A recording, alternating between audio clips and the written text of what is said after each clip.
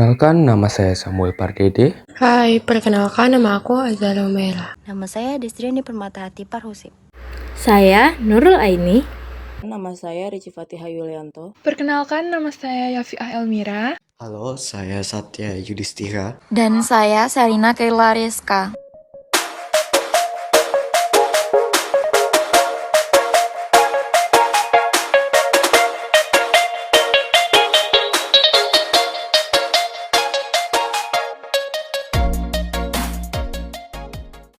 Materi kita pada hari ini yaitu perubahan Undang-Undang Dasar Negara Republik Indonesia tahun 1945.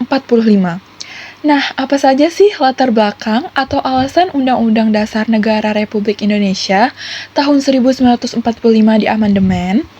Adapun beberapa alasan utama dilakukannya amandemen atas Undang-Undang Dasar 1945. Yang pertama, karena kurangnya sistem cek dan keseimbangan pada institusi-institusi pemerintah. Yang kedua, dominasi kekuasaan eksekutif yang terlalu kuat dengan hak prerogatif dan kekuasaan legislatif yang terlalu besar di tangan presiden. Yang ketiga, Pasal 7 Undang-Undang Dasar 1945 sebelum diamandemen terlalu fleksibel. Dan yang keempat, terbatasnya pengaturan jaminan hak asasi manusia atau HAM. Perubahan Undang-Undang Dasar 1945 bukannya tanpa masalah, karena ada sejumlah kelemahan sistematika dan substansi UUD pasca perubahan seperti inkonsisten, keracunan sistem pemerintahan, dan sistem ketatanegaraan yang tidak jelas. Perubahan Undang-Undang Dasar ternyata tidak dengan sendirinya menumbuhkan budaya taat berkonstitusi.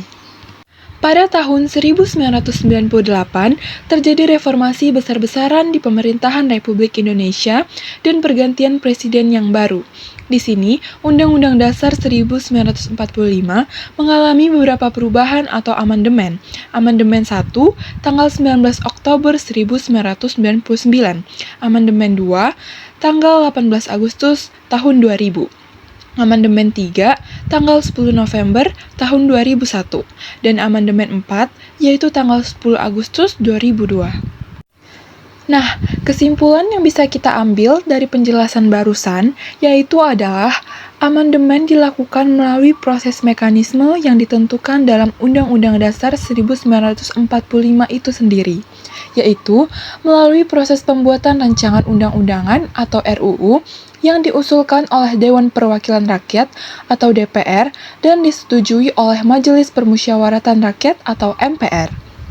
Sejarah mencatat bahwa Undang-Undang Dasar 1945 sudah mengalami perubahan melalui proses amandemen sebanyak 4 kali, di mana amandemen ini dilakukan untuk menyempurnakan aturan-aturan dasar negara seperti tatanan negara, kedaulatan rakyat, hak asasi manusia, pembagian kekuasaan, eksistensi negara demokrasi dan negara hukum, serta hal-hal lain yang sesuai dengan perkembangan, aspirasi, dan kebutuhan bangsa. Apa saja sih pasal-pasal dalam Undang-Undang Dasar 1945 yang mengalami perubahan?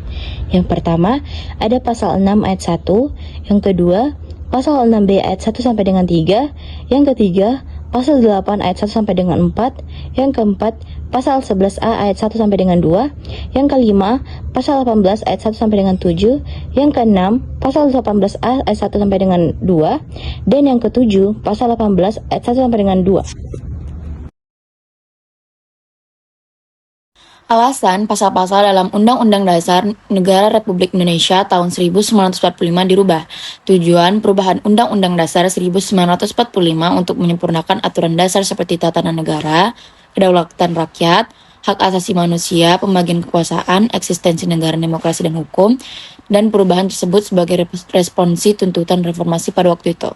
Tuntunan tersebut antara lain dilatar belakangi oleh praktek penyelenggaraan negara pada masa pemerintahan rezim Soeharto.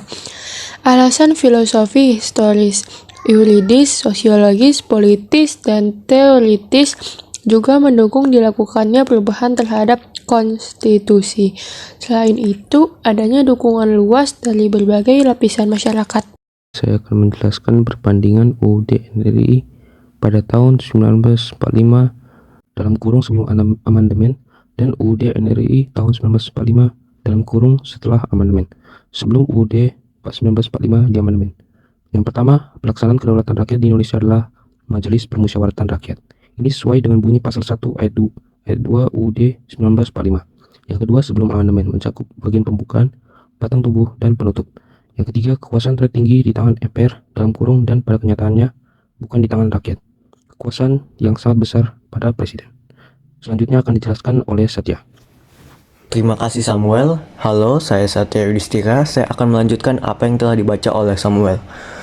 Perbandingan Undang-Undang Dasar Negara Republik Indonesia tahun 1945 setelah Undang-Undang 1945 di amandemen.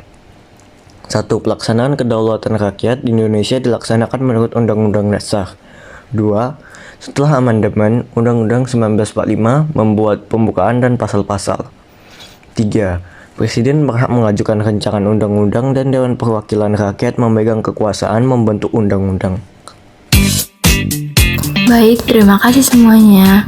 Nah, itu tadi adalah presentasi kelompok 2 tentang latar belakang atau alasan mengapa Undang-Undang Dasar 1945 di amandemen.